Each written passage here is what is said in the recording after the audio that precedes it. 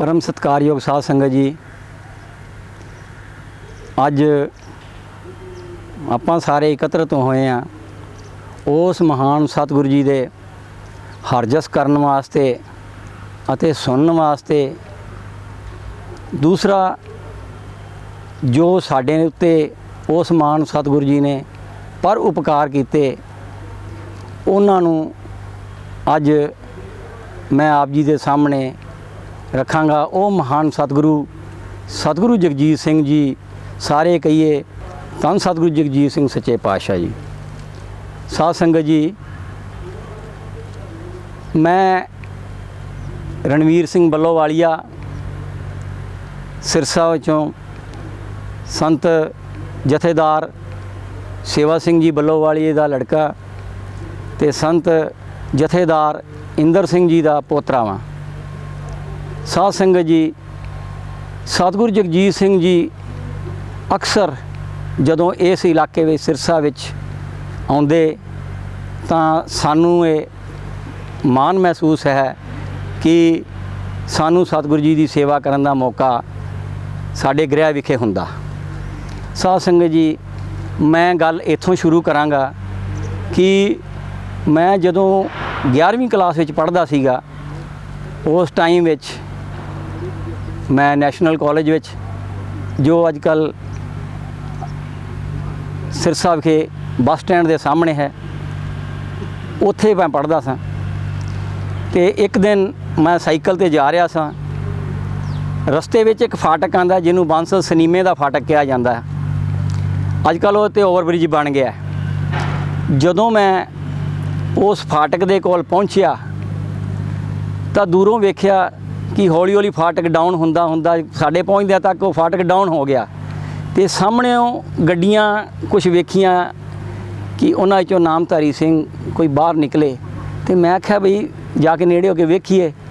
मैं साइकिल नूं दूसरे पासे खड़ा किया तो गड्डी आउण च हाले समा ही सीगा, हाले फाटक बंद होया ही सी। उस टाइम 5 तो 7 मिनट लग जाते सन गड्डी आउण ते। तां जदों मैं उस जगह ते वेख्या जाके ते सामने सतगुरु जी की गड्डी खड़ी नाल पिछे सिक्योरिटी वाले। तां मैं जो नेड़े होया, सच्चे पातशाह जी ने कृपा की कि बारी का दरवाजा जिहड़ा सीगा वो नीवा किया, शीशा नीवा किया तो मैं मत्था टेकिया। तो सच्चे पातशाह जी पुछदे ने किन्ना दा लड़का है। मैं बड़े मान नाल कहा मैं जथेदार सेवा सिंह बल्लोवालिया ते जथेदार इंदर सिंह जी का पोतरा वां। कहंदे बड़ी वधिया गल है, पर एक गल दस भी आ जिहड़ा बाणा तू पाया। साध संगत जी, उस टाइम एक रिवाज चलदा सीगा कि मैं सफारी सूट पाया होया सी ते ओहदे जिहड़े पहुँचे सन ना पैंट दे वो वाहवा खुले हुंदे सन। जो खुले सीगे ते मेरे वाल वेख के मैनूं कहंदे तैनूं पता है बाणा किन्ना दा है। मैं चुप करके खड़ा रहा। कहंदे इस बाणे ने, ये मलेच्छां दा बाणा है, अंग्रेज़ां दा बाणा है। इस बाणे ने साडे सतगुरु राम सिंह साडे तो जलावतन करते। इस बाणे ने ही साडे जिहड़े सिंह शहीद कर दिते ते आपां वो बाणा पाई फिरदे हैं। मैं आख्या जी गरीब नवाज मैं नहीं पावांगा अगे तो। कहंदे अच्छा। तो कहंदे जाके जथेदार जी नूं कहा मैं घरे आउणा है। मैं 7 बचन कहा तो मैं वापस फटाफट गया, वापस हो गया, साइकिल चुक्या। तो जो मैं घर पहुँचा तो मगर ही सच्चे पातशाह दी गड्डियां आ गईयां। मैं आके बापू जी ने कहा, मैं बापू जी मतलब सच्चे पातशाह जी आ रहे ने तो हाले असीं ये गल्लां ही करदे हां, पातशाह दी गड्डियां आके खलो गईयां। असीं जाके सतगुरु जी ने जिहड़ा साडा घर हुंदा सी नामधारी धर्मशाला दे बैक साइड दे घर हुंदा सी, उत्थे सच्चे पातशाह जी इदां बांह करके ना बाहर ही दरवाजे दे खड़ गए। कहन लगे मैं अंदर नहीं जाना। बापू जी साढ़े हाथ जोड़ के कहते गरीब नवाज की भुल हो गई। कहते नहीं मैं अंदर नहीं जाना। क्यों नहीं जाना? पहला तेरे बच्चे सामने लिया, ਬਾਪੂ ਜੀ ਨੇ ਸਾਡੇ ਪਿਤਾ ਜੀ ਨੂੰ, ਸਾਡੇ ਚਾਚਾ ਜੀ ਲਖਬੀਰ ਸਿੰਘ ਜੀ ਨੂੰ, ਜਗੀਰ ਸਿੰਘ ਜੀ ਨੂੰ, ਇਹਨਾਂ ਨੂੰ ਅੱਗੇ ਕੀਤਾ। ਤੇ ਕਹਿੰਦੇ ਨਹੀਂ ਦੂਸਰੇ ਬੱਚੇ ਛੋਟੇ ਜਿਹੇ ਹੋਰ ਕਿਹੜੇ ਨੇ, ਉਹ ਫਿਰ ਸਾਨੂੰ ਅੱਗੇ ਕੀਤਾ। ਕਹਿੰਦੇ ਨਹੀਂ ਇਹਨੂੰ ਤਾਂ ਮੈਂ ਮਿਲ ਚੁੱਕਿਆ। ਦੂਜੇ ਫਿਰ ਬਾਕੀ ਸਾਡੇ ਚਾਚਾ ਜੀ ਦੇ ਛੋਟੇ ਬੇਟੇ ਉਹ ਅੱਗੇ ਹੀ ਸਾਡੇ ਭਾਈ ਸਾਹਿਬ ਸਨ, ਉਹ ਨੇੜੇ ਹੋਏ। ਕਹਿਣ ਲੱਗੇ ਇਹਨੂੰ ਤਾਂ ਮੈਂ ਦੱਸ ਦਿੱਤਾ ਵੀ ਇਹ ਬਾਣਾ ਅੱਜ ਤੋਂ ਨਹੀਂ ਪਾਣਾ, ਤੇ ਕਿਉਂ ਨਹੀਂ ਪਾਣਾ ਇਹ ਦੱਸੇਗਾ ਕਿਉਂ ਨਹੀਂ ਪਾਣਾ। ਮੈਂ ਹੱਥ ਜੋੜ ਕੇ ਖਲੋਤਾ ਰਿਹਾ ਤੇ ਬਾਪੂ ਜੀ ਕਹਿੰਦੇ ਠੀਕ ਹੈ ਜੀ ਅੱਜ ਤੋਂ ਇਹ ਬਾਣੇ ਨਹੀਂ ਪਾਣਗੇ। ਮੈਂ ਤਾਂ ਉਦੋਂ ਹੀ ਬਖਸ਼ਾ ਲਿਆ, ਠੀਕ ਹੈ। ਫਿਰ ਪਾਤਸ਼ਾਹ ਜੀ ਨੇ ਅੰਦਰ ਚਰਨ ਪਾਏ, ਖੁਸ਼ੀਆਂ ਦਿੱਤੀਆਂ। ਸਤਿਗੁਰੂ ਜੀ ਦਾ ਆਪਾਂ ਕਿੰਨਾ ਕੁ ਧੰਨਵਾਦ ਕਰ ਸਕਦੇ ਹਾਂ, ਉਹ ਕਰ ਹੀ ਨਹੀਂ ਸਕਦੇ। ਸਤਿਗੁਰੂ ਦੀਆਂ ਬਖਸ਼ਿਸ਼ਾਂ ਦਾ, ਗੁਣਾਂ ਦਾ ਅਸੀਂ ਕੋਈ ਕਹਿਣ ਦੇ ਹੀ ਨਹੀਂ ਸਕਦੇ। ਮੈਂ ਜੇ ਅੱਜ ਆਪਣੀ ਗੱਲ ਹੋਰ ਕਰਾਂ, ਅੱਗੇ ਤੋਰਾਂ, ਜਿਹਨੂੰ ਕਹਿੰਦੇ ਨੇ ਨਾ ਬਈ ਵੈਦ ਗੁਰੂ ਗੋਬਿੰਦਾ ਮੇਰਾ ਵੈਦ ਗੁਰੂ ਗੋਬਿੰਦਾ, ਉਹ ਸਤਿਗੁਰ ਤਾਂ ਵੈਦਾਂ ਦਾ ਵੈਦ ਹੈ, ਕਿਉਂਕਿ ਸਤਿਗੁਰੂ ਜੀ ਦਾ ਅਕਸਰ ਘਰ ਆਉਣਾ ਜਾਣਾ। ਮੈਂ ਜਦੋਂ ਮੇਰਾ ਆਨੰਦ ਕਾਰਜ ਹੋ ਗਿਆ, ਮੇਰਾ ਆਨੰਦ ਕਾਰਜ ਲੁਧਿਆਣੇ ਹੋਇਆ, ਸੰਤ ਮਾਨ ਸਿੰਘ ਜੀ ਦੀ ਲੜਕੀ ਬੀਬੀ ਭਗਵੰਤ ਕੌਰ ਤੇ ਉਹਨਾਂ ਦੇ ਸਪੁੱਤਰ ਜਿਹੜੇ ਨੇ ਸੰਤ ਸੁਰਿੰਦਰ ਸਿੰਘ ਜੀ ਭਾਈ ਜੀ, ਤੇ ਉਹਨਾਂ ਦੇ ਦੂਸਰੇ ਲੜਕੇ ਜਿਹੜੇ ਨੇ ਉਹ ਜਥੇਦਾਰ ਜਸਬੀਰ ਸਿੰਘ ਜੀ, ਉਹਨਾਂ ਦੀ ਸਿਸਟਰ ਭੈਣ ਮਤਲਬ ਲੱਗਦੀ ਹੈ। ਸਤਿਗੁਰੂ ਜੀ ਜਦੋਂ ਅਕਸਰ ਆਉਂਦੇ ਤੇ ਪੁੱਛਦੇ ਬੀਬੀ ਜਸਬੀਰ ਦੀ ਭੈਣ ਕਿਹੜੀ ਹੈ, ਇਹਨੇ ਹੱਥ ਜੋੜ ਕੇ ਖਲੋਣਾ, ਗਰੀਬ ਨਾਲ ਮੈਂ ਹੀ ਹਾਂ ਜੀ। ਅੱਛਾ ਇਹ ਦੱਸ ਵੀ ਤੇਰੇ ਵਾਲ ਕਿਵੇਂ ਕਾਲੇ ਹੋ ਗਏ। ਸਾਧ ਸੰਗਤ ਜੀ ਸਤਿਗੁਰੂ ਜਗਜੀਤ ਸਿੰਘ ਦਾ ਅਕਸਰ ਆਉਣਾ ਜਾਣਾ ਸਤਿਗੁਰੂ ਜੀ ਦਾ ਲੁਧਿਆਣੇ ਵਿਖੇ ਹੁੰਦਾ ਸੀ। ਤਾਂ ਉਹ ਇਹ ਵਿਆਹ ਤੋਂ ਪਹਿਲਾਂ ਇਸ ਦੇ ਵਾਲ ਕਾਲੇ ਹੋ ਗਏ ਬੀਬੀ ਦੇ, ਬੀਬੀ ਭਗਵੰਤ ਕੌਰ ਦੇ। ਤੇ ਉੱਥੇ ਅਰਜ਼ ਬੇਨਤੀ ਕੀਤੀ ਗਈ ਵੀ ਗਰੀਨ ਵਾਈ ਵਾਲ ਕਾਲੇ ਮਤਲਬ ਚਿੱਟੇ ਹੋ ਗਏ ਨੇ, ਵਾਲ ਚਿੱਟੇ ਹੋ ਗਏ ਨੇ ਸਮੇਂ ਤੋਂ ਪਹਿਲਾਂ, ਤੇ ਕਿਰਪਾ ਕਰੋ। ਸੱਚੇ ਪਾਤਸ਼ਾਹ ਜੀ ਕਹਿੰਦੇ ਕੋਈ ਨਹੀਂ, ਇਹਨੂੰ ਅਲਸੀ ਜਿਹੜੀ ਨਾ ਦਹੀਂ ਦੇ ਵਿੱਚ ਪਾ ਕੇ ਖਵਾਓ। ਤੇ ਜਿਹੜੀ ਅਲਸੀ ਖਵਾਈ ਇਹ ਖਾਂਦੀ ਰਹੀ, ਤੇ ਵਾਲ ਜਿਹੜੇ ਸੀ ਨਾ ਉਹ ਸਫੈਦ ਤੋਂ ਕਾਲੇ ਹੋਣੇ ਚਾਲੂ ਹੋ ਗਏ, ਤੇ ਭਾਵ ਕਿ ਕਾਲੇ ਹੋ ਗਏ। ਹੁਣ ਜਦੋਂ ਵੀ ਘਰੇ ਚਰਨ ਪਾਉਣੇ ਸੱਚੇ ਪਾਤਸ਼ਾਹ ਜੀ ਨੇ ਕਹਿਣਾ ਉਹ ਬੀਬੀ ਤੇਰੇ ਵਾਲ ਕਿਵੇਂ ਕਾਲੇ ਹੋਏ ਸੀ। ਤੇ ਇੱਕ ਦਿਨ ਰਿਸ਼ਪਾਲ ਹਰਪਾਲ ਤੇ ਰਿਸ਼ਪਾਲ ਘਰੇ ਆਏ, ਉਹ ਕਹਿੰਦੇ ਵੀ ਉਹ ਕੀ ਗੱਲ ਭਾਈ ਕਿਵੇਂ, ਉਹ ਗਰੀਨਵਾਜ ਨਹੀਂ ਪੁੱਛਦਾ, ਗਰੀਨਵਾਜ ਜੀ ਇਹ ਕੀ ਗੱਲ ਕੀ ਹੈ। ਕਹਿੰਦੇ ਇਹਨਾਂ ਨੂੰ ਪੁੱਛ ਕੀ ਗੱਲ ਹੈ। ਉਹਨਾਂ ਫਿਰ ਸਾਨੂੰ ਪੁੱਛਿਆ ਤੇ ਦੱਸਿਆ ਵੀ ਇੱਦਾਂ ਇੱਦਾਂ ਸੱਚੇ ਪਾਤਸ਼ਾਹ ਨੇ ਕਿਰਪਾ ਕੀਤੀ ਦਹੀਂ ਦੇ ਵਿੱਚ ਅਲਸੀ ਪਾਉਣ ਦੀ, ਉਹ ਮੈਂ ਖਾਧੀ ਤਾਂ ਮੇਰੇ ਵਾਲ ਕਾਲੇ ਹੋ ਗਏ। ਇਹ ਉਹਨਾਂ ਦੀ ਬਖਸ਼ਿਸ਼ ਸੀਗੀ, ਉਹਨਾਂ ਨੇ ਕਿਰਪਾ ਕੀਤੀ। ਇਵੇਂ ਹੀ ਮੈਂ ਜੇ ਹੁਣ ਅੱਗੇ ਇਸ ਨੂੰ ਤੋਰਾਂ ਬਈ ਸਤਿਗੁਰੂ ਜੀ ਅਕਸਰ ਆਉਣਾ ਜਾਣਾ, ਜਦੋਂ ਇਸ ਇਲਾਕੇ ਵਿੱਚ ਸਿਰਸਾ ਵਿੱਚ ਆਉਂਦੇ ਤੇ ਸਾਡੇ ਦੇ ਅਸੀਂ ਕਹਾਂਗੇ ਵੀ ਬਖਸ਼ਿਸ਼ ਸੀਗੀ ਪਰਿਵਾਰ ਦੇ ਉੱਤੇ। ਠਹਿਰਾਵ ਜਿਹੜਾ ਸੀ ਉਹ ਸਾਡੇ ਗ੍ਰਹਿ ਵਿਖੇ ਹੁੰਦਾ ਸੀ।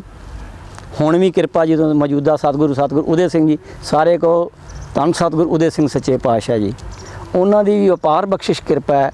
ਉਹ ਵੀ ਹੁਣ ਲੰਘਦੇ ਟੱਪਦੇ ਚਰਨ ਪਾ ਜਾਂਦੇ ਨੇ, ਕਿਰਪਾ ਕਰ ਜਾਂਦੇ ਨੇ, ਬਖਸ਼ਿਸ਼ ਕਰ ਜਾਂਦੇ ਨੇ।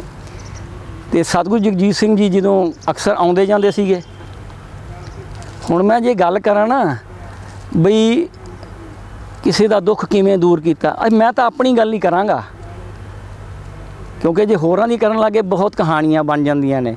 ਪਰ ਸਮੇਂ ਦੀ ਅਨੁਸਾਰ ਅੱਜ ਮੈਂ ਇੱਕ ਗੱਲ ਮੈਨੂੰ ਹੋਰ ਚੇਤੇ ਆ ਗਈ ਹੈ ਕਿ ਸਤਿਗੁਰੂ ਸੱਚੇ ਪਾਤਸ਼ਾਹ ਜੀ ਇੱਕ ਵਾਰੀ ਘਰ ਚਰਨ ਪਾਏ ਤੇ ਮੇਰਾ ਛੋਟਾ ਭਾਈ ਸਰਦਾਰ ਸਿੰਘ ਉਹ ਕਹਿੰਦਾ ਬਈ ਮੇਰੀ ਅਰਜ਼ ਕਰ। ਮੈਂ ਕਿਹਾ ਕੀ ਤੇਰੀ ਅਰਜ਼ ਕਰੀਏ। ਕਹਿੰਦਾ ਜੀ ਮੈਨੂੰ ਅੱਖੋਂ ਤੋਂ ਵਿਖਣਾ ਜਿਹੜਾ ਨਾ ਘਟ ਗਿਆ, ਤੇ ਮੈਂ ਐਨਕ ਮੈਂ ਨਹੀਂ ਲਾਣੀ, ਮੈਨੂੰ ਐਨਕ ਲੱਗ ਗਈ ਪਰ ਮੈਂ ਲਾਉਣੀ ਕੋਈ ਨਹੀਂ। ਤੇ ਸੱਚੇ ਪਾਤਸ਼ਾਹ ਜੀ ਘਰੋਂ ਥੋੜ੍ਹਾ ਜਿਹਾ ਹੀ ਬਾਹਰ ਜਿਵੇਂ ਆਉਣ ਲੱਗੇ, ਕਹਿਣ ਲੱਗੇ ਕੀ ਕਹਿੰਦਾ ਕਾਕਾ। ਮੈਂ ਕਿਹਾ ਗਰੀਨਵਾ ਜੀ ਇਹ ਕਹਿੰਦਾ ਮੇਰੇ ਜੋ ਐਨਕ ਲੱਗ ਗਈ ਹੈ ਤੇ ਮੈਂ ਐਨਕ ਨਹੀਂ ਲਾਉਣੀ। ਕਹਿੰਦੇ ਅੱਛਾ। ਸਾਧ ਸੰਗਤ ਜੀ ਤੁਰਦੇ ਤੁਰਦੇ ਸਾਡਾ ਘਰ ਤਕਰੀਬਨ ਸਤਿਗੁਰੂ ਦੀ ਕਿਰਪਾ ਨਾਲ ਵਾਹਵਾ ਲੰਬਾ ਹੈ, ਲਗਭਗ 120-30 ਫੁੱਟ ਦੇ ਕਰੀਬ ਲੰਬਾ ਹੈ।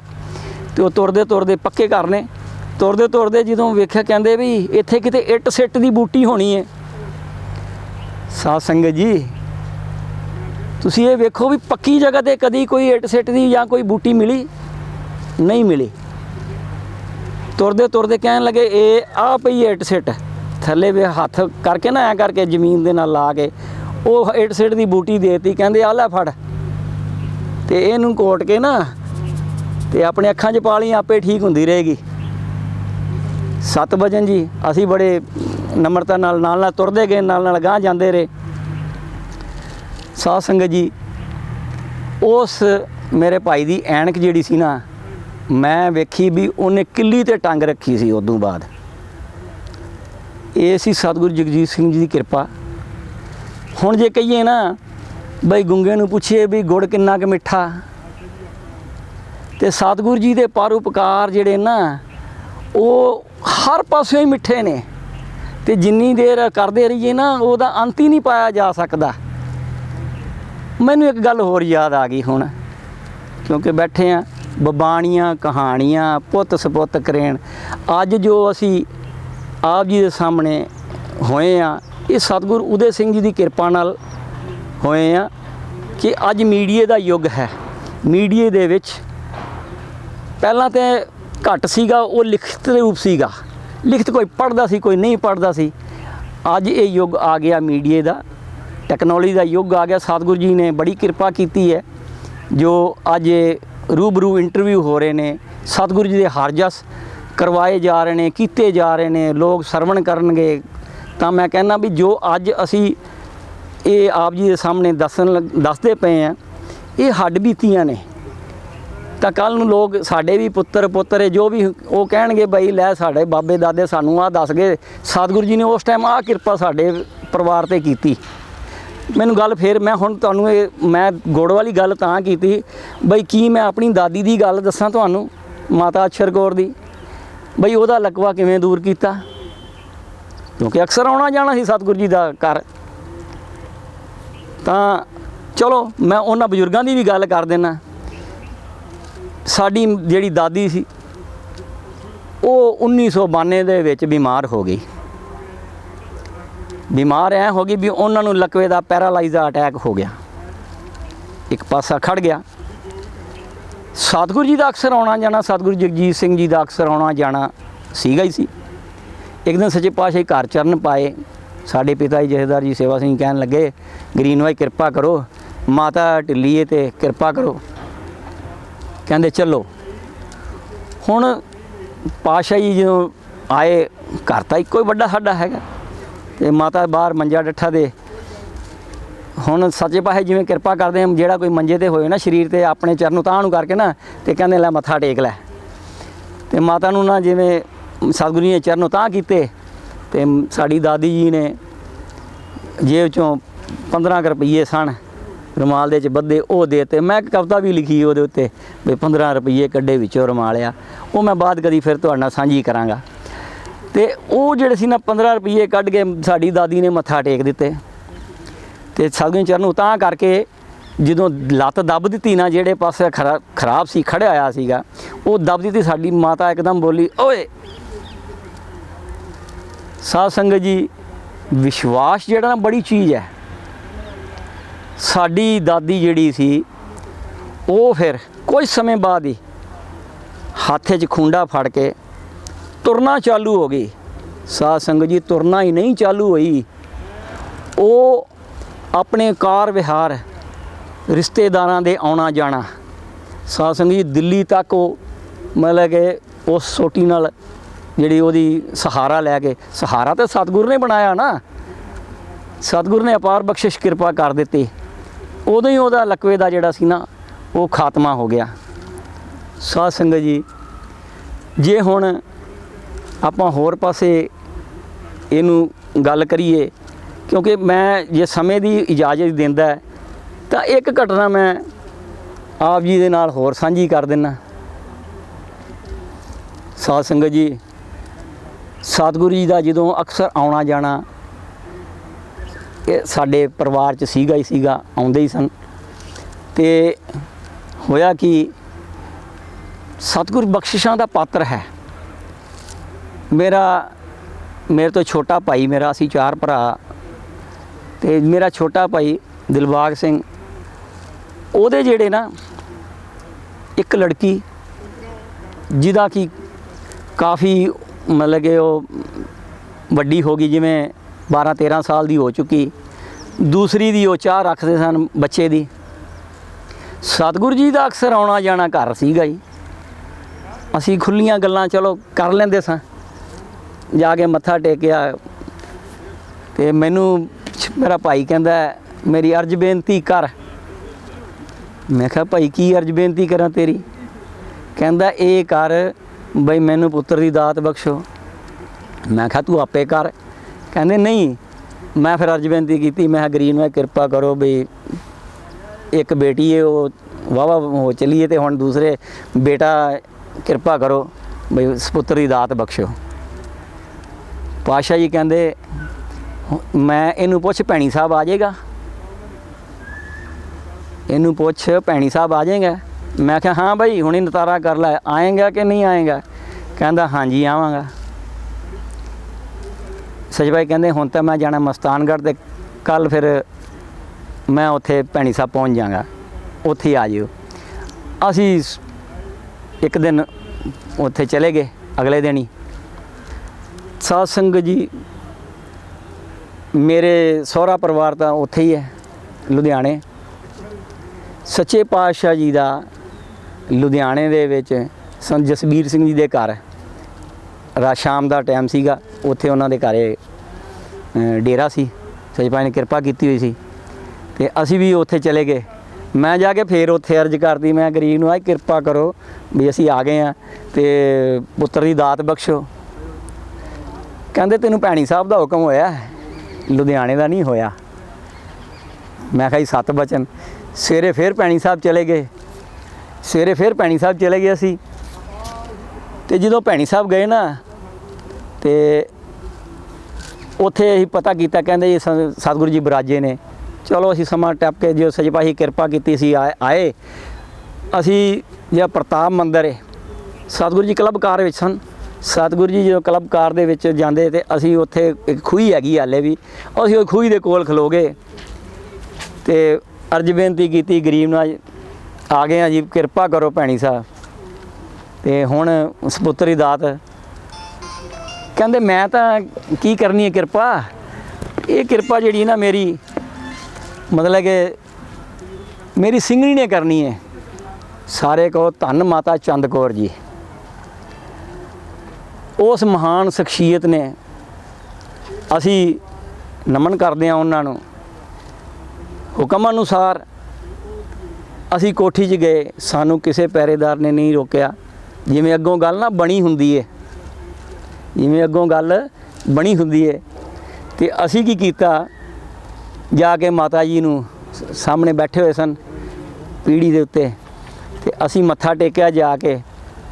ਮੈਂ ਕਿਹਾ ਜੀ ਗਰੀਬ ਨਵਾਜ, ਸਤਿਗੁਰੂ ਜੀ ਦਾ ਹੁਕਮ ਤਾਂ ਹੋ ਗਿਆ ਹੋਇਆ ਤੇ ਇਹ ਕਹਿੰਦਾ ਵੀ ਮੈਨੂੰ ਕਿਰਪਾ ਕਰੋ ਤੇ ਪੁੱਤਰ ਦੀ ਦਾਤ।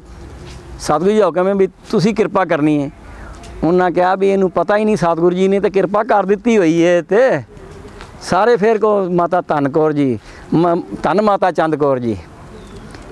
ਉਹ ਮਾਤਾ ਜੀ ਨੇ ਉਸੇ ਕਹਿਤਾ ਵੀ ਸਤਿਗੁਰੂ ਜੀ ਨੇ ਤਾਂ ਕਿਰਪਾ ਕਰ ਦਿੱਤੀ ਹੋਈ ਹੈ। ਮੈਂ ਕਿਹਾ ਜੀ ਇਹਨੂੰ ਐਵੇਂ ਵਿਸ਼ਵਾਸ ਨਹੀਂ ਜੇ ਆਉਣਾ, ਕੋਈ ਨਾ ਕੋਈ ਤੁਸੀਂ ਇਹਨੂੰ ਕੋਈ ਜੜੀ ਬੂਟੀ, ਕੋਈ ਇੱਥੇ ਮਿੱਟੀ ਚੁੱਕ ਕੇ ਦੇ ਦਿਓ, ਭਾਵੇਂ ਇਹਦੇ ਹੱਥ 'ਚ ਦੇ ਦਿਓ। ਕਹਿੰਦੇ ਇੰਨਾ ਬੇਵਿਸ਼ਵਾਸ ਹੈ। ਮੈਂ ਕਿਹਾ ਜੀ ਵਿਸ਼ਵਾਸ ਦੀ ਗੱਲ ਜੇ ਸਾਰੀ ਹੈ। ਕਹਿੰਦੇ ਠੀਕ ਹੈ। ਉਹਨਾਂ ਕਿਹਾ ਵੀ ਮੇਰਾ ਇੱਕ ਇੱਥੇ ਸਾਹਮਣੇ ਵੈਦ ਹੈਗਾ, ਉਹਨੂੰ ਜਾ ਕੇ ਮਿਲੋ। ਅਸੀਂ ਗਏ, ਉਹ ਕਮਰੇ ਸਾਹਮਣੇ ਇੱਕ ਵੈਦ ਹੁੰਦਾ ਸੀ। ਉੱਥੇ ਕੀ ਸੀ, ਉੱਥੇ ਵੈਦ ਤਾਂ ਕੋਈ ਬੈਠਾ ਨਹੀਂ ਸੀ, ਇੱਕ ਮੁੰਡਾ ਬੈਠਾ ਹੀ। ਕਹਿੰਦਾ ਜੀ ਮੈਂ ਤਾਂ ਸਿਰਫ ਲੱਤਾਂ ਘੁੱਟਦਾ ਵਾਂ। ਮੈਂ ਕਿਹਾ ਯਾਰ ਤੈਨੂੰ ਹੁਕਮ ਹੋਇਆ, ਤੂੰ ਜੇ ਤੇਰਾ ਕੰਮ ਕਰ। ਉਹਨਾਂ ਨੇ ਕੀਤਾ ਵੀ ਮੈਂ 15-20 ਮਿੰਟ ਲਾਏ, ਉਹਨੂੰ ਕੁੱਟਿਆ ਵਟਿਆ ਤੇ ਜਦੋਂ ਕੁੱਟਿਆ ਵਟਿਆ ਤੇ 15 ਮਿੰਟ ਲੱਗ ਗਏ। ਅਸੀਂ ਫਿਰ ਵਾਪਸ ਮਾਤਾ ਜੀ ਦੇ ਕੋਲ ਆ ਗਏ। ਕਹਿੰਦੇ ਕਿਉਂ ਕਾਕਾ, ਹੋਈ ਤਸੱਲੀ ਤੇਰੀ? ਕਹਿੰਦਾ ਜੀ ਹੋ ਗਈ ਤਸੱਲੀ। ਕਹਿੰਦੇ ਨਹੀਂ ਤਸੱਲੀ ਹੋਈ ਤਾਂ ਮੈਂ ਫਿਰ ਤੈਨੂੰ ਰਾਤ ਰੱਖਾਂ ਇੱਥੇ, ਸਵੇਰੇ ਤੇਰੀ ਪੂਰੀ ਤਸੱਲੀ ਕਰਕੇ ਭੇਜੀਏ। ਮੈਂ ਕਿਹਾ ਨਹੀਂ ਜੀ, ਮੈਂ ਇੱਕ ਮਜ਼ਾਕ ਨਾਲ ਗੱਲ ਕੀਤੀ। ਮੈਂ ਕਿਹਾ ਨਹੀਂ ਜੀ, ਮੈਂ ਤਾਂ ਸਹੁਰੀ ਜਾਣਾ ਜੀ, ਤੇ ਮੈਂ ਤਾਂ ਰਾਤ ਉੱਥੇ ਰਹਾਂਗਾ, ਆਪ ਜੀ ਨੇ ਇੱਥੇ ਹੀ ਬਖਸ਼ਿਸ਼ ਕਰ ਦਿਓ। ਕਹਿੰਦੇ ਮੈਂ ਤਾਂ ਕਰ ਦਿੱਤੀ ਹੈ, ਸੱਚੇ ਪਾਤਸ਼ਾਹ ਨੇ ਸ਼ੁਰੂ ਤੋਂ ਪਹਿਲਾਂ ਹੀ ਕਰ ਦਿੱਤੀ ਸੀ। ਇਹ ਤਾਂ ਹੁਣ ਸੰਤ ਜੀ ਆਪੋ ਆਪਣੇ ਮਨ ਦੀ ਗੱਲ ਹੈ ਬਈ ਤੁਸੀਂ ਆਪਣੇ ਸਤਿਗੁਰ ਦੇ ਉੱਤੇ ਕਿੰਨਾ ਸਿਦਕ ਭਰੋਸਾ ਰੱਖਦੇ ਹੋ। ਜਿਨ੍ਹਾਂ ਸਿਦਕ ਤੇਰੇ ਤੇ ਰੱਖਿਆ ਉਹਨਾਂ ਸਭ ਕੁਝ ਪਾਇਆ ਹੈ। ਮੈਂ ਜੇ ਗੱਲਾਂ ਹੋਰ ਕਰਨ, ਸਤਿਗੁਰੂ ਦੀਆਂ ਕਹਾਣੀਆਂ, ਸਤਿਗੁਰੂ ਜੀ ਦੇ ਬਚਨ, ਇਹ ਤਾਂ ਮੁੱਕਦੇ ਹੀ ਨਹੀਂ।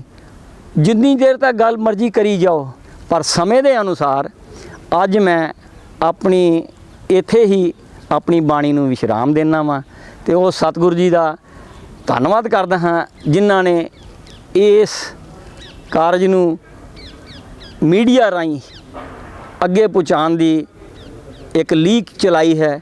ਸਾਰੇ ਕਹੀਏ ਧੰਨ ਸ੍ਰੀ ਸਤਿਗੁਰ ਉਦੈ ਸਿੰਘ ਸੱਚੇ ਪਾਤਸ਼ਾਹ ਜੀ। ਸਤਿ ਸ੍ਰੀ ਅਕਾਲ ਜੀ।